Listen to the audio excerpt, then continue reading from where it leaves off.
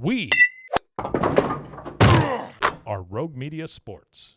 With the Wells Fargo Active Cash Credit Card, you can earn unlimited 2% cash rewards on purchases you want and purchases you need. That means you earn 2% cash rewards on what you want, like season tickets to watch your favorite team, and 2% cash rewards on what you need, like paying for parking. That's the beauty of the Active Cash Credit Card. It's ready when you are, with unlimited 2% cash rewards. The Wells Fargo Active Cash Credit Card. That's real life ready. Terms apply. Learn more at wellsfargo.com/activecash. Hey, it's Mark Goodman. And I'm Alan Light. On today's podcast, Record Store Day founder Carrie Colleton is joining us to discuss the April 20th RSD special releases. Plus, we'll talk live with our audience, the Sound Up Pod Squad, and find out who still listens to vinyl. And some updates from the Beatles universe. Oh, good. Sound Up with Mark Goodman and Alan Light, the only music podcast that matters. Get it on Pandora, Spotify, Apple Podcasts, or wherever you get your podcasts.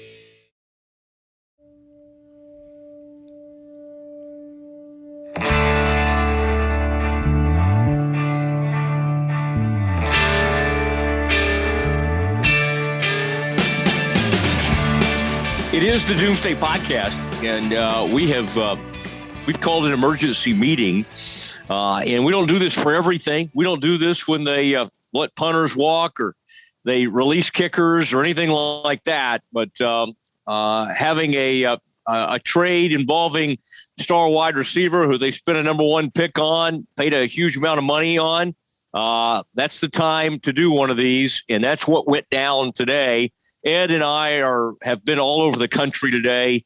Ed out in Arizona. I've been in Kansas City and just made it back into Dallas. But the news breaks that, and we knew something was probably going to happen with Cooper. I think we were sort of led to believe that maybe, it would be a release based on, what kind of money they could save. And lo and behold, Ed, the Cowboys are able to make a trade with the Cleveland Browns, and this basically turns out more of like a salary dump than anything else. I mean, they end up getting a fifth-round pick, and so it's a you can try to clean this up and say nice things about it, but the truth is, I don't really sense that any Cowboys fan would think they got appreciably better today with this trade. What I guess first of all, Ed, what was your initial when you saw the compensation and then you saw the team that this went down with? What were your initial thoughts?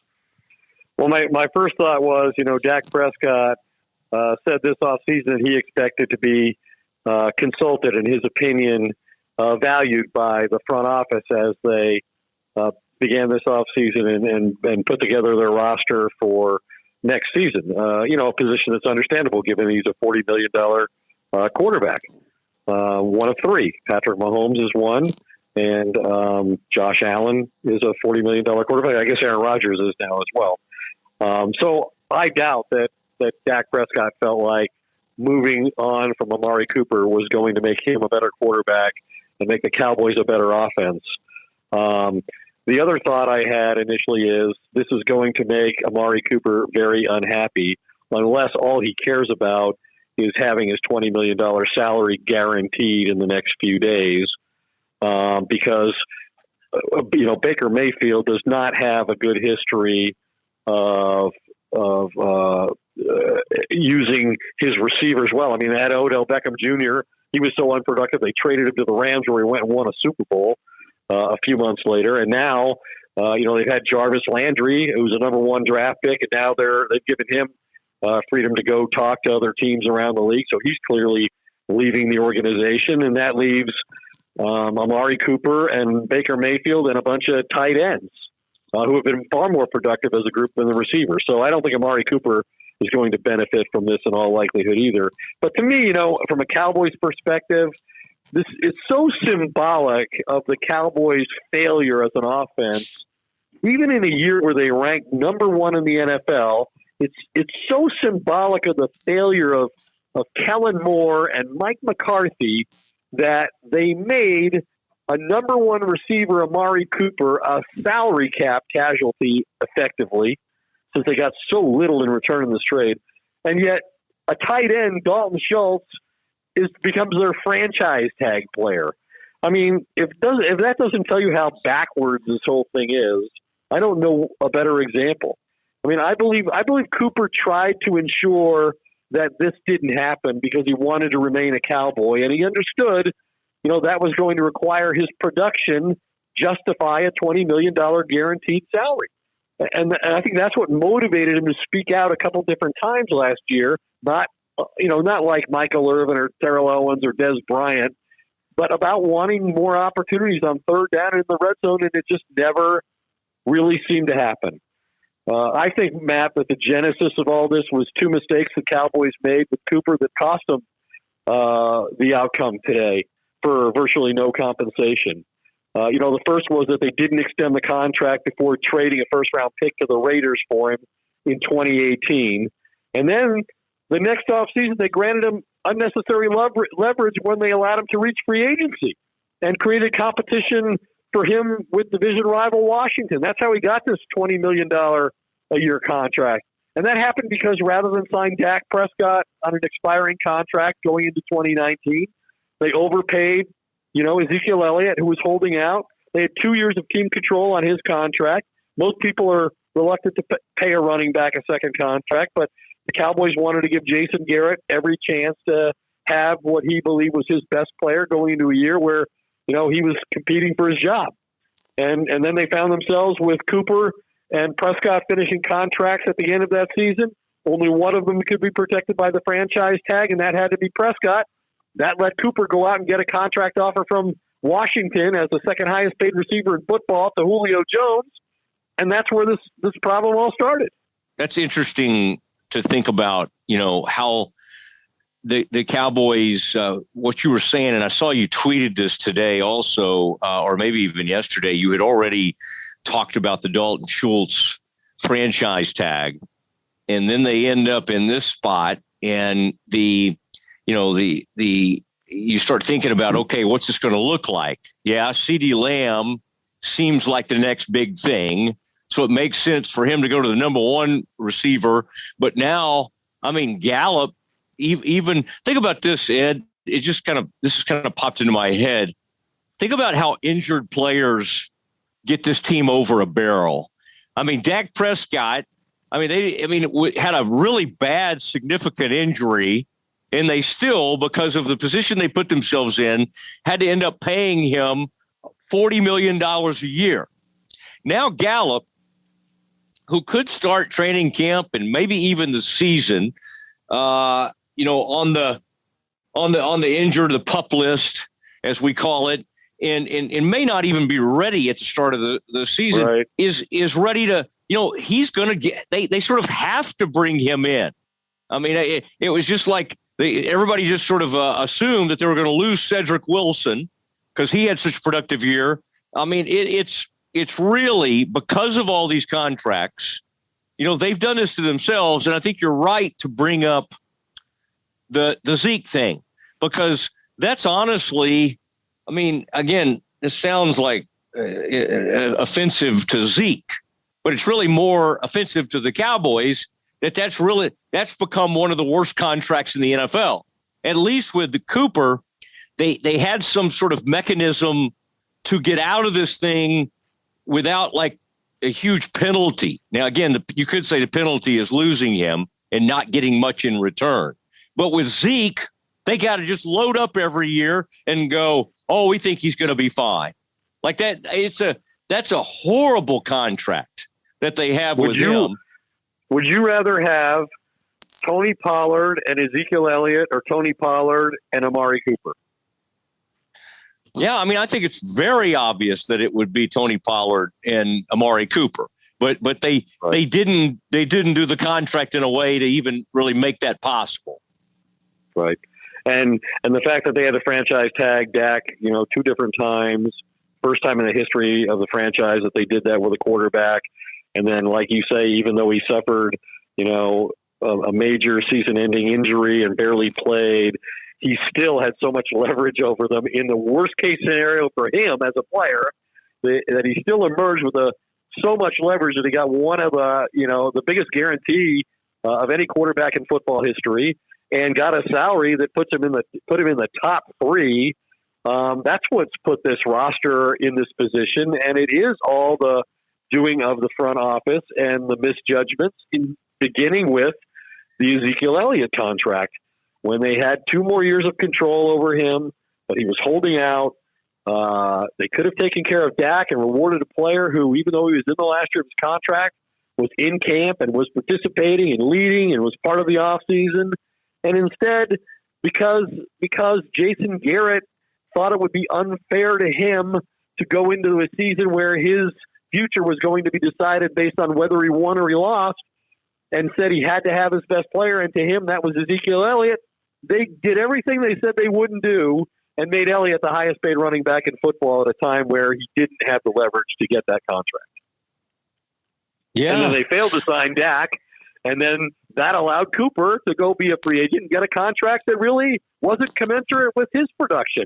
And so this whole thing, I mean, I think the Cowboys would readily admit to you, if Jerry was talking to the media anymore, I think he would admit, and Stephen Jones has, that this was totally a product of the salary cap. Letting Amari Cooper go for a 5th-round pick and in exchange of positions in the 6th round. The only way they could have gotten less was if they just cut him. They were to that point. And there are other decisions, they're making. And I'm not saying that, hey, this is a team that went 12-5 and won a division, and they should just run it back. I'm not saying that at all, because I look at the season as a failure based on the fact that they were the only division winner to play a home playoff game and lose in the first round to the 49ers. And it was because they failed on offense. And it's good that some people are being held accountable for that failure. But I don't think they're making their team better with this particular move. If they move on from Lael Collins and let Terrence Steele have that position, as seems an eventuality right now, I understand that. The offensive line and Lael Collins, they were a problem. Too many penalties, too many sacks, too many pressures. I could hold Lael Collins accountable for that, and I can understand why they would move on from him. Same thing with Greg Zuerlein. Too many missed kicks in big moments. Totally get all of that. But losing Amari Cooper isn't going to make them a better team. And can Michael Gallup be a capable number 2? I think he's proven yes is the answer to that when he's healthy, but he's not healthy. He wasn't healthy all last year. He missed he only played 9 games. And to your point, when's he going to be? He just had his ACL repaired. When's he going to be healthy enough to play? And I assume now that there's a more urgent priority of keeping Cedric Wilson, who I think can be a capable number 3 receiver. So the question now is, can CeeDee Lamb really be a dominant number 1 receiver? I would argue that Amari was really never that. He didn't have the passion for the game that a Michael Irvin brought or a Dez Bryant brought, good or bad. I think he lost a lot of times when he was matched up against an elite corner, whether it was Marshawn Lattimore, with the Saints, or Stephon Gilmore with the Patriots. Way too often he didn't win in those situations. It really didn't seem to be a factor in some of those games. And he always talked about his, laconic personality, and it was, misunderstood. But I think there were people that questioned whether he had enough dog in him at times. For a number 1 receiver in the number 1 offense in football to have one 100-yard game with Dak Prescott last year, and that was week 1, never had another 100-yard game with Dak Prescott. He had one in the one game Prescott was out of the lineup the rest of the season. Cooper Rush and the Vikings in the game he delivered in the final minute, the winning touchdown pass. That was the only other 100-yard game he had. He played 15 consecutive games with Dak Prescott and never had another 100-yard game. Now, you can say that he didn't get enough opportunities, and that's fair. That's a fair question. That's where it comes back to Mike McCarthy, and it comes back on Kellen Moore, and it comes back on Dak Prescott and his willingness to throw, whether if if Amari was double covered at times, or he was matched up against the number one corner on the other team. Those are all fair questions, and some of that was out of Amari's control. But I think you expect more out of a $20 million receiver, and I think that's the point Jerry Jones was making at the end of the year. You know, Jerry doesn't easily publicly criticize players. Yet he criticized Amari Cooper twice last year. He criticized him when he wasn't vaccinated and he missed 2 games because he tested positive for COVID. And he criticized him at the end of the season by saying, hey, sometimes just because when you're the number one receiver, you know, you can't fail to perform and produce just because they're double covering you or they're putting an elite corner on you. That's not an excuse. So clearly Jerry did not value Amari as a number one receiver, and he thinks CeeDee Lamb could do a better job at that for less money. Yeah, and I wonder if you know the Michael Irvin calling out players who didn't weren't getting vaccinated and basically saying they weren't interested in winning a Super Bowl. That was heading into training camp last year, and I think it resonated. That message actually resonated with Jerry. And he went on to basically say he supported that. I think people are kind of wondering now, Ed, you know, I think the production, like you said, speaks for itself, but also the other stuff, missing those 2 games. And then I think after that, he showed up at a Mavs game without a mask and all that kind of stuff. I can't say that we can completely rule out some of those actions for him not being with the Cowboys today. Right. I think those are part of the evaluation of his value. But I think there are numbers that suggest the point I was making that I'd like to reinforce as we further the conversation. You know, since the start of 2019, the Cowboys have averaged 6.4 yards per play when Dak Prescott, Ezekiel Elliott, and Amari Cooper are all on the field. That'd be good enough to lead the NFL in that span in offensive yards per play. When any one of those 3 guys is off the field, the offense averaged 5.6 yards per play, almost a yard less per play, which would be right around the league average. But there's no question that Dak Prescott is a better quarterback when Amari Cooper is on the field. You know, the statistics will certainly bear that out.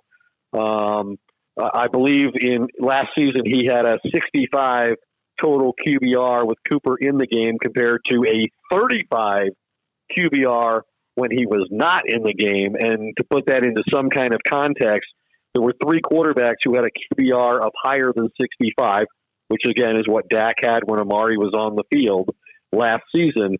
And those quarterbacks are Aaron Rodgers, Tom Brady, and Justin Herbert. So that's the level at which Dak performed when Cooper was on the field. So, yeah, we all think that CeeDee Lamb's a great athlete. He was certainly a steal with the 17th pick in his draft class, and this is an important year for him, his 3rd season in the NFL. He made the Pro Bowl last year. He had 1,000 yards. He was statistically the team's best receiver, but now he's got a bigger responsibility. Now he's going to get the matchups, you know, that prevented Amari from being successful. And this will be a year that determines whether the Cowboys invest in CeeDee Lamb as the number one receiver after this 3rd season in the NFL. It's the first time they can change his contract. So there's a lot on the line for CeeDee Lamb going into next season. Yeah, and by the way, they gave him a 1st-round pick, and somebody has made the point, and of course you never know when you draft somebody, but it is sort of amazing how many of these young receivers, DK Metcalf being one of them, our guy from the Titans being another, that have gone AJ Brown. And AJ Brown and have been put up tremendous numbers, and of course those guys are what you were talking about with CeeDee Lamb. Well, those guys were taken around after him, and certainly you get like 4 years at a discount. And with Cooper, you ended up getting no discount. You inherit the contract, and then you had to do a new one with him in free agency. And quite honestly, Ed, that's the only like huge free agency contract they've done in years. I mean, they bring in guys here and there and do things. They used to do things in free agency. They rarely do now unless they're just kind of, feeling the need to protect something they've already done, which is Amari Cooper trade. Right. Jerry felt like he needed to go ahead and pay all that money. And by the way, I would pay to listen to this podcast just to hear you say laconic. I like how you say it, laconic. It's a wonderful word. It just, for some reason, I love that word. And, Amari was an interesting guy because you and I interviewed him. He was one of those guys that was so soft-spoken. He was not like a Michael Irvin. He was not like one of these diva wide receivers, Dez, or anybody like that. But at the same time, every once in a while, he would say things that were pretty interesting. It's not like he was not without interesting opinions and thoughts. Right. And so right. I think we had a hard time knowing how to deal with him because he didn't behave like the number one receivers we've come to know in this league and with his franchise. So it's still a little bit hard to know what to make of him. I thought it was interesting. Sometimes Dak doesn't say things, very opinionated type things, but his brother does. And his brother immediately tweeted something along the lines of, that Amari Cooper is a top 3 wide receiver in this league. And I can't help but think sometimes that when maybe Dak doesn't really want to say certain things, his brother may say things for him. Now, Dak may say, right. No, my brother speaks for himself. But every time I see his brother on Twitter, I do have to think, Ed, that he's got to at least be reflecting a little bit of what his brother's thinking about a certain move.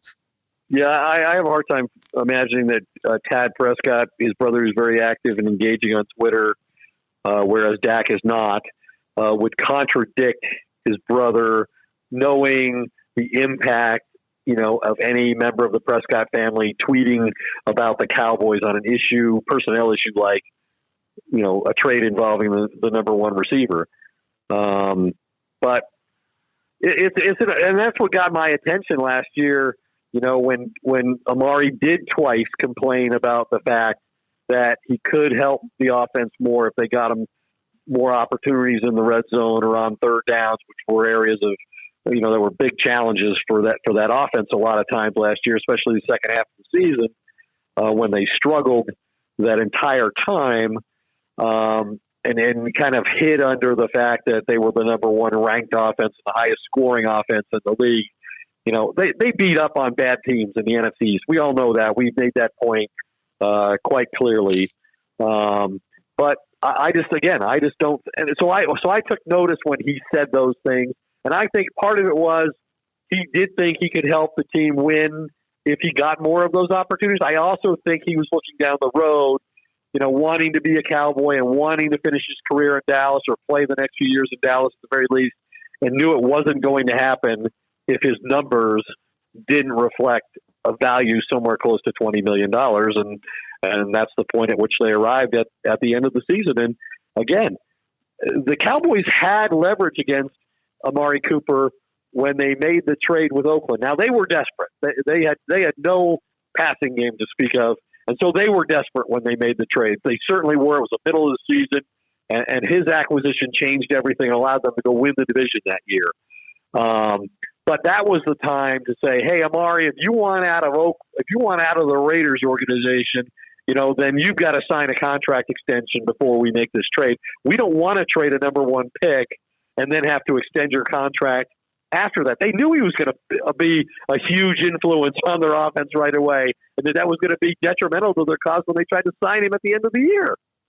And so they should have made sure they used that leverage with the player at the time they were making the trade and getting him out of a situation he didn't want to be in and bringing him to a better situation. But they failed to do that, and they're not the only team that's done that. That's failed to extend the player then, and then it's hurt them later and cost them a whole lot more money. Because they failed to do it at the time of the trade. But it certainly hurt them in that situation. Then letting them get the free agency was just ludicrous. And then now you're bidding for a player who never should have been on the market to begin with. And they probably wouldn't have paid the price, quite honestly, had they known that CeeDee Lamb was going to be their pick that year. They didn't, though. But they made the contract the way they did so that they could get out after this year. Without getting, crushed financially on the cap. He's going to count $6 million instead of $20 million. So they get a lot more flexibility, but I think they've got a big hole to fill. Yeah, I'm with you. And, they didn't exactly, they may have done right by him with that huge contract, and he'll get to continue to benefit from that.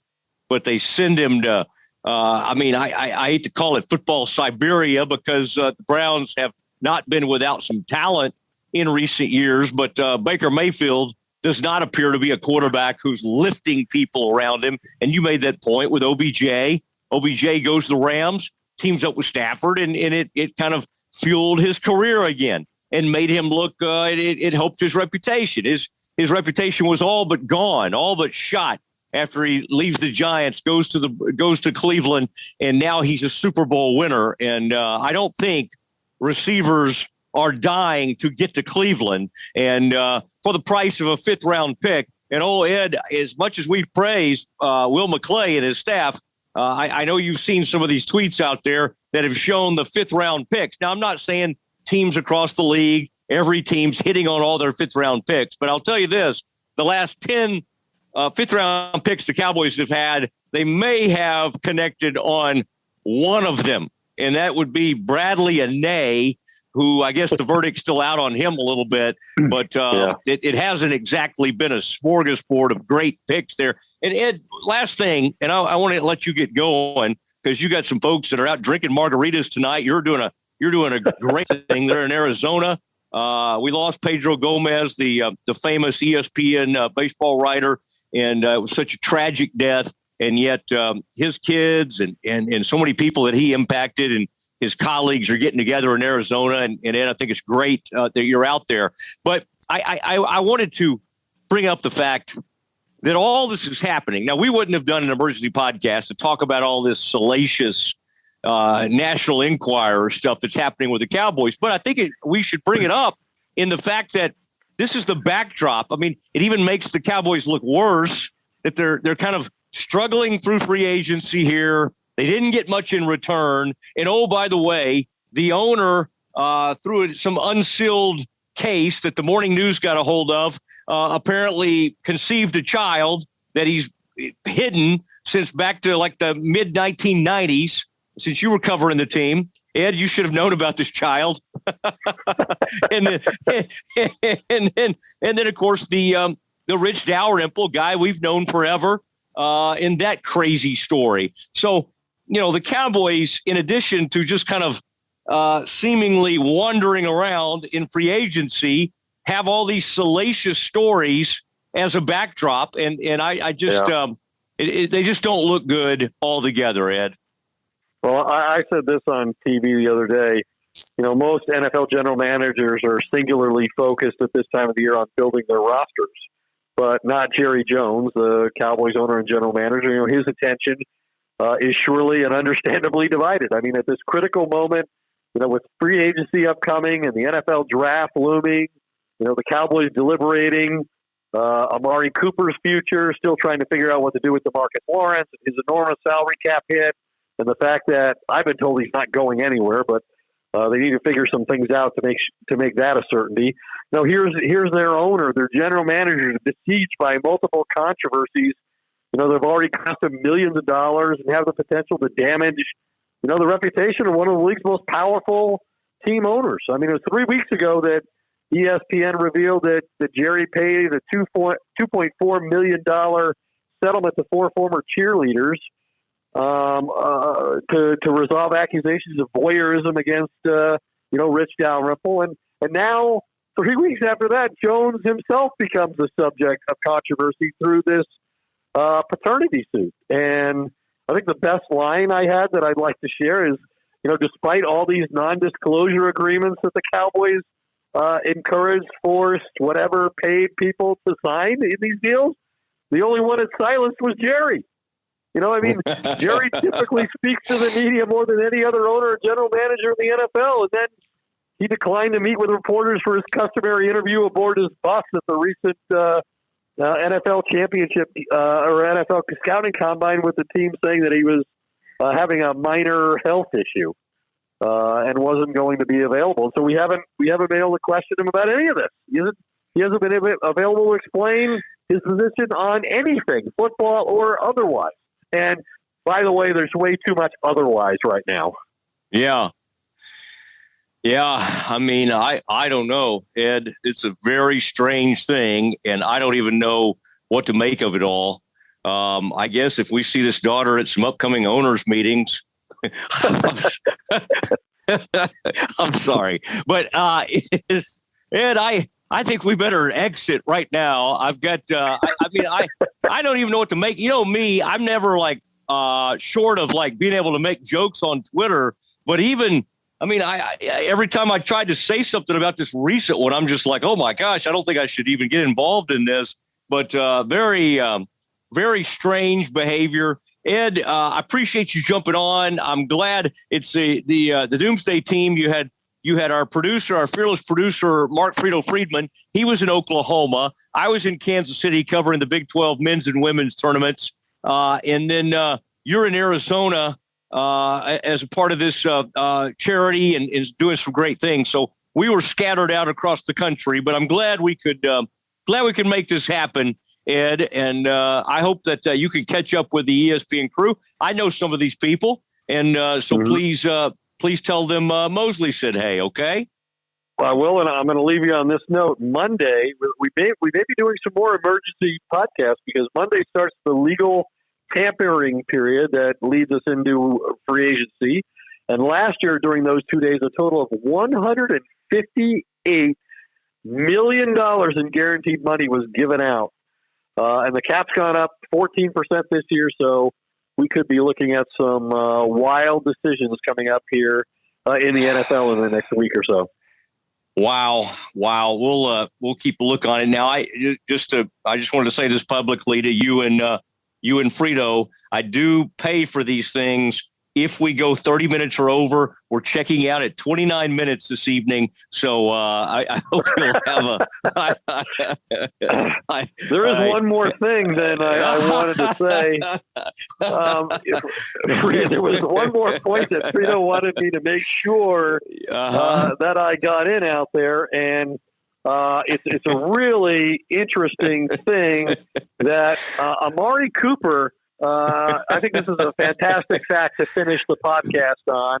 Regardless of time, we spare no expense to do the best job possible in these situations. I'm sure you'll agree with me on that. And so I want to leave you with this fact that Amari Cooper's only 27 years old. He's been to the Pro Bowl 4 times. Only one other receiver has ever been that young and made that many Pro Bowls and been traded 2 times already, and that's Andre Bad Moon Rising. And now Amari Cooper. Wow. That is very, very interesting, and 2 very different personalities, I would say, and always good to hear some Chris Berman stuff as with Andre Bad Moon Rising. All right, Ed, all my best. Still at 29:50 now, so we got to say good night. I really enjoyed this 32-minute podcast, and I hope everyone listens to every minute of it because I know you spent a lot of time and money on it. I know we'll have to edit it down a little bit, but I appreciate you, Ed, and tell everybody hi. I'll talk to you soon. All right. Take care, boys. Talk to you soon. That is the Doomsday Podcast Emergency Edition coming to you, and great to be a part of it. And we're happy to do it. And thanks to everyone who was a part of this. For Frito, for Ed Warder, I am Matt Mosley. Good night from far north Dallas. Definitely over 30 minutes now.